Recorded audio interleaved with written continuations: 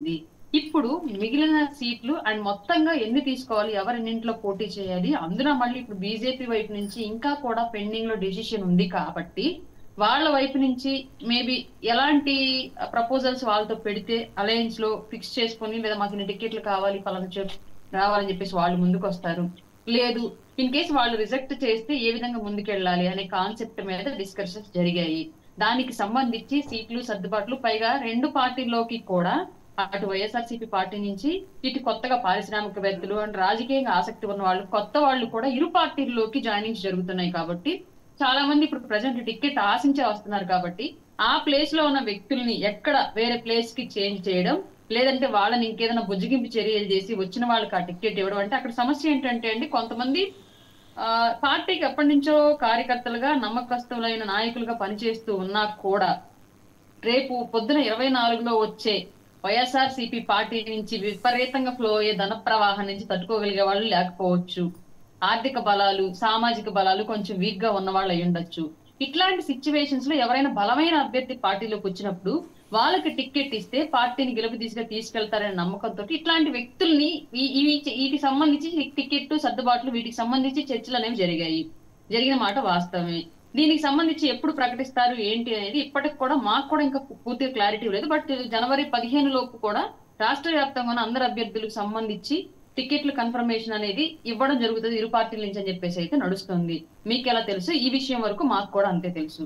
పైగా ఇక్కడి నుంచి జరిగే ప్రతి సభ టీడీపీ జనసేన కలిసే జరుగుతుంది. ఆల్మోస్ట్ ఇక్కడి నుంచి ప్రతి చోట కూడా స్థానికంగా ఎవరైనా నాయకులు మేము సింగిల్ మాకు ఎక్కువ బలం ఉంది అని చెప్పేసి రెండు పార్టీల నుంచి ఎవరైనా నాయకులు వాళ్ళ షో వాళ్ళు చేసుకోవాలనుకుంటే చేసుకుంటారేమో నాకైతే తెలియదు, కానీ జిల్లాల వారీగా నియోజకవర్గాల వారీగా. బట్ రాష్ట్ర వ్యాప్తంగా అధిష్టానం నుంచి ఇరు పార్టీల అధిష్టానాల నుంచి ఉన్న క్లియర్ ఇన్స్ట్రక్షన్స్ ఏంటి అంటే, ఏదైనా ఒక పెద్ద సభలు, రాజకీయ సభలు కనుక జరిగితే డెఫినెట్ గా ఇరు పార్టీలు కలిసే పాల్గొనాలి, ఇరు పార్టీలు కలిసే దాంట్లో పార్టిసిపేట్ చేయాలని చెప్పేసి అయితే క్లియర్ ఇన్స్ట్రక్షన్స్ మాకున్నాయి. దీనికి సంబంధించి జరిగిన చర్చ ఇది. రేపు యువగళం పాదయాత్రలో పవన్ కళ్యాణ్ గారు పాల్గొంటారా లేదా అన్నది మాకు కూడా ఇప్పటికీ క్లారిటీ లేదు. మొన్నటి వరకు పాల్గొంటారని వచ్చింది, తర్వాత మళ్ళీ మధ్యలో ఆయన కొంచెం బిజీ షెడ్యూల్ వల్ల పాల్గొనలేకపోతున్నారని వచ్చింది. మళ్ళీ ఈ రోజు ఉదయం నుంచి పాల్గొంటారని వస్తోంది. బట్ పార్టీ ఆఫీస్ సైడ్ నుంచి ఇప్పటి వరకు ఎలాంటి అధికారిక ప్రకటన లేదు దీనికి సంబంధించి. అందరు ఇవి ఊహాగానాలు. ఇప్పుడు మీరు ఎలా చెప్పారో అందరూ కూడా అలాగే చెప్పేశారు. అరుణ గారు మీ వాయిస్ మ్యూట్ అయింది.